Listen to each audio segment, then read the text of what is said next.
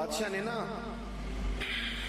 ارادہ کیا کہ میں نے اپنے بچے کو سپہ سالاری بھی سکھائی ہے، گھوڑ سواری بھی سکھائی ہے، نیزہ بازی بھی سکھائی ہے، میں چاہتا ہوں دین بھی سیکھ جائے۔ ایک بڑے زبردست عالم تھے، ان کے ذمہ لگایا کہ آپ میرے بچے کو دین کا علم پڑھائیں۔ انہوں نے مکمل جد و جہد کے ساتھ 7-8 سال میں نا پورا عالم بنا دیا شہزادے کو۔ میری باتوں کی سمجھ آ رہی ہے آپ کو؟ کس کو؟ شہزادے کو۔ کس کو عالم بنایا جی؟ میرا بچہ بھی شہزادہ ہے نا، تو آپ کا بھی شہزادہ ہے۔ تو شہزادہ تو وہ ہونا چاہیے نا جس کو کسی کی محتاجی نہ ہو، اسے کچھ آتا جاتا ہو، لیکن نرا وہ شہزادہ ہی ہو، ویسے اسے کچھ بھی نہ پتا ہو تو زیادہ نہیں چلے گا۔ وہ بادشاہ نے کہا کہ میرے شہزادے کو عالم ہونا چاہیے، عالم کے ذمہ لگایا۔ انہوں نے 5-6-7 سال میں نا خوب جد و جہد کر کے مکمل عالم بنا دیا۔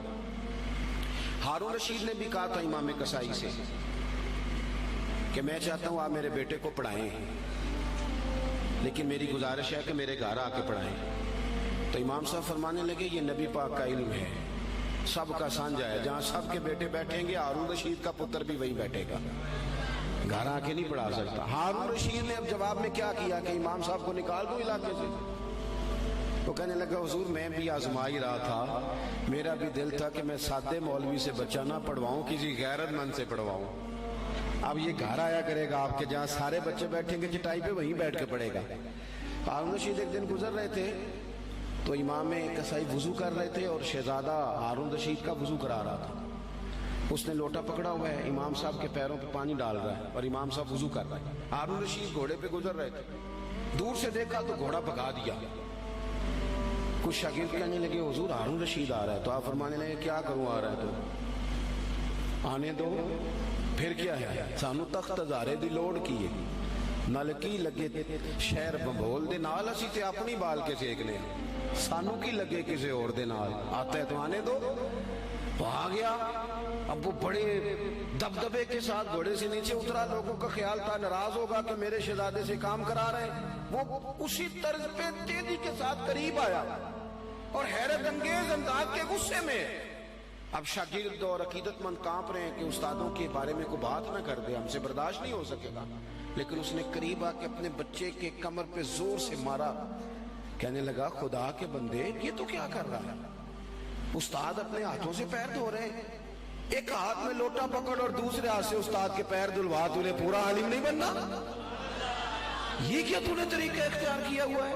اس طرح کر کے اس استاد صاحب کی خدمت کر۔ تو وہ اس بادشاہ نے نا اپنے بیٹے کو پڑھانے کے لیے عالم کے ذمے لگایا، انہوں نے پوری محنت کے ساتھ پڑھایا۔ پھر وہ فارغ التحصیل بھی ہو گیا بچہ، ایک ہی بیٹا تھا، تو مکمل فارغ ہو گیا نا۔ تو استاد صاحب کہنے لگے پیغام بھیجا پتر کل نا مجھے تم سے کوئی کام ہے، میرے گھر آنا۔ مدرسے نہیں، گھر بلایا بچے کو۔ جب گھر آ گیا اندر سے کنڈی لگا لی اور چھڑی پکڑ لی، بہت مارا بچے کو، کمر پہ نشان پڑ گئے اور بلا وجہ مارا۔ اس نے کہا استاد جی میری غلطی۔ چپ کر، نادان، غلطی پوچھتا ہے، چل دوڑ جا۔ اس نے جا کے اپنی اماں سے شکایت کری کہ استاد جی نے بلا وجہ مارا ہے، میں تو پڑھ چکا ہوں، آپ کو وجہ نہیں تھی مارنے کی، کیوں مارا؟ اماں کہنے لگی تیرے ابا سے بات کرتی ہوں۔ والد صاحب سے کہا تو اس نے کہا چپ کرو، اگر میں اس کا باپ ہوں تو استاد بھی تو باپ ہی ہوتا ہے نا، اور اس عالم کو میں جانتا ہوں وہ نیک آدمی ہے، کوئی حکمت ہوگی اس میں، ایسے تھوڑی مارا ہے۔ وقت گزر گیا، 20 سال 15 سال بیت گئے، بادشاہ کا انتقال ہوا، وہ شہزادہ تخت پہ بیٹھا۔ اس نے پہلا حکم یہ دیا کہ میرے استاد صاحب کو بلاؤ۔ اب وہ بیچارے بوڑھے ہو گئے، چھڑی ہاتھ میں پکڑی، جھکی ہوئی کمر، بڑی مشکل سے وہ آئے اور دربار میں آ کے کھڑے ہوئے۔ تو شہزادے نے پہلا سوال یہ پوچھا استاد جی پہلے تو میں بے اختیار تھا، آج اختیار میرے ہاتھ ہے، وہ بتاؤ نا مارا کیوں تھا؟ غلطی کوئی نہیں، زیادتی کری آپ نے اور اتنا مارا کہ میں ابھی تک اس کی درد محسوس کرتا ہوں۔ تو استاد صاحب نے یوں چہرہ اٹھایا، آنکھیں کھولی، کہنے لگے پتر شکر ہے اللہ کا میں ابھی تک زندہ ہوں، اسی دن کے لیے مارا تھا جو آج آیا ہے، یہ جو تو نے مجھے کٹہرے میں بلا لیا ہے نا، ٹھیک کیا، اسی دن کے لیے مارا تھا۔ کہا کیوں، کس وجہ سے؟ سنیں جی سنیں، اللہ آپ کو جزا دے، اسی دن کے لیے مارا تھا۔ کہا کیوں؟ کہنے لگے پتر کتنے سال بیت گئے مار کھائے، کہا کو 20 سال ہونے کو ہیں، فرمایا تو بھولا تو نہیں نا؟ کہا استاد جی میں نے تو پہلے دن ہی آپ کو بلایا. کہنے لگے پتر بس مجھے پتا تھا ایک دن تو نے حکمران بننا ہے. تو بے اختیار تھا نا، میرا کچھ نہیں کر سکا. آج با اختیار ہوا تو بلا لیا نا. پتر تو حکمران بن گیا ہے، کسی غریب پہ ظلم نہ کرنا. اگر تجھے 20 سال نہیں بھولا تو اسے بھی قیامت تک نہیں بھولے گا. اور جب وہ اللہ کی بارگاہ میں با اختیار ہوگا تو تجھے بلوا لے گا. اس لیے مارا تھا کہ یہ جو ناجائز مار ہوتی ہے اس کی درد جاتی نہیں، اس کے نشان روح پہ پڑتے ہیں، دل پر زخم رہ جاتے ہیں. پتر تجھے آج تک نہیں نہ بھولا، اسی دن کے لیے مارا تھا کہ تیری تربیت ہو جائے. اٹھ کے اس نے استاد کے ہاتھ چومے، بٹھایا.